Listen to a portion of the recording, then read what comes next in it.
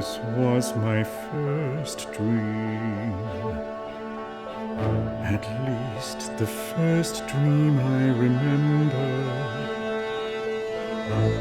Of all the little stories that echo in our past, little candles clinging to life against the damp and the cold and the draught. Dreams are the most elusive, hiding in the valleys and the folds of our minds, reclusive, hunkered in the shadows of our past and present tenses, in the trenches.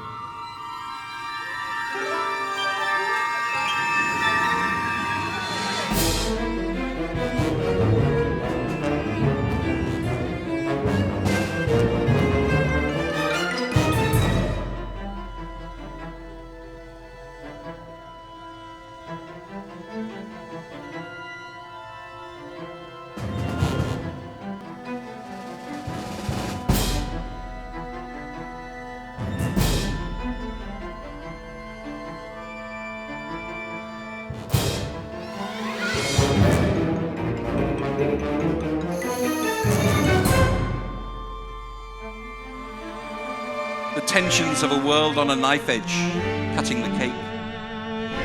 A barely discernible drone, the sound of a distant war coming home.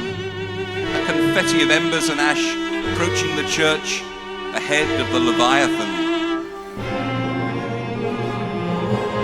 Illuminated by 3 searchlight columns, giving the impression of holding the monster aloft, birds dancing in the beams like moths in moonlight. Indiscriminate bombing began. The overture. Love is dead. A 3-year-old girl was the first casualty.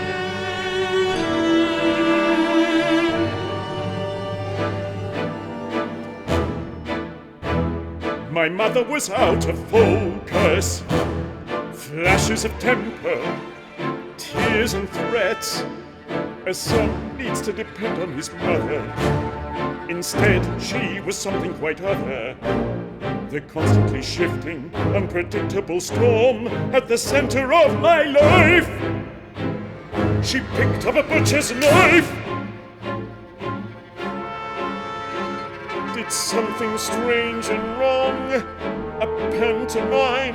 The dog didn't return to my dreams for a very long time. Kennington was a kestrel,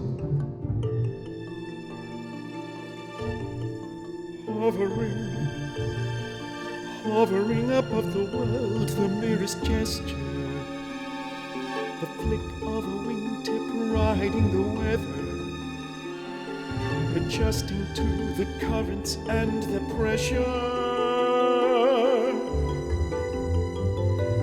Kennington showed me what it is to be an artist,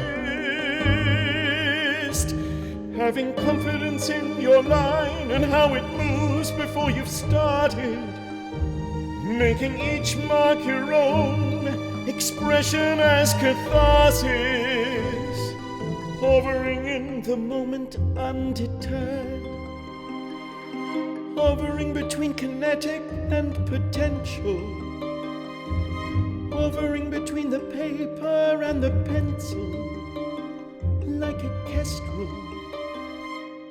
Kennington was a bird. There's an old stretch of German trench between our first and second lines, where there's a lot of German corpses. I decided one day I would go and have a look at this to see what I thought about it.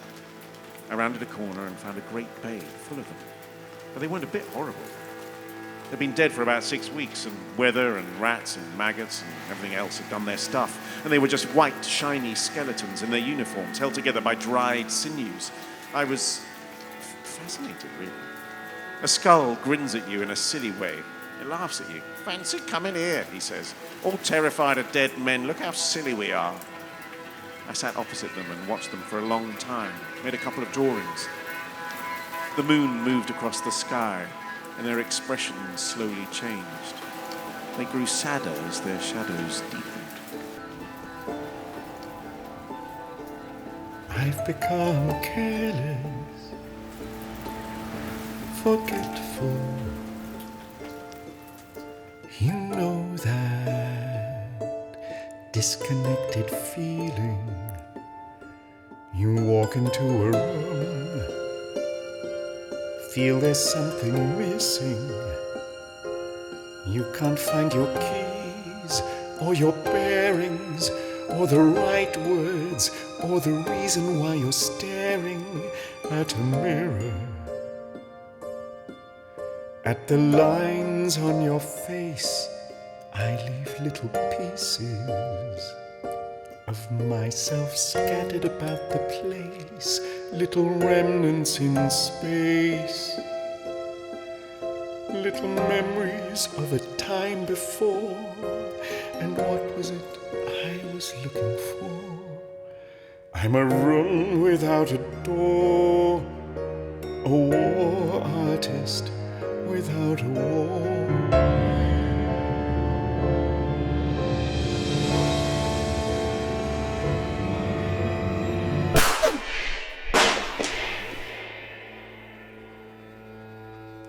His name was Billy. We talked the previous night, trying to keep warm, trying to keep our minds distracted. He wasn't a soldier. He was just a young lad who'd not taken to school and wanted an adventure in a grown-up world. He asked me to help him write his letter home. I was happy to help. This is what he said.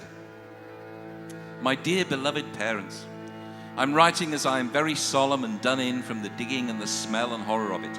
All around is turmoil and confusion and the wickedness and wrath of man." And then he stopped and he asked me to start again, not wanting to worry his parents. "My dear Ma, I'm well and cheery. Please tell Daddy I'm sorry for running away before we had finished the Norton. Tell him there's a sergeant here who rides a Norton. Told me never to blast clean the crankcase because you get dirt in the internal pipes, and the only way is to use an extra long twist drill bit and to turn it by hand through the oilways. I bet that's what the trouble was. Tell Daddy I'll be home soon to finish the Norton. Tell him I'm sorry. Please forgive me, your loving son." His name was Billy, and he wasn't a soldier. He was just a young lad. Art is an empathy machine. Art allows one to look through a fellow human's eyes. That's all I can do. That's our only hope. I will bring back words and bitter truths to those that want the war to carry on forever. I hope my ochres and umbers and oxides will burn their bitter souls. Oh, thank God. We wondered what on earth had happened to you.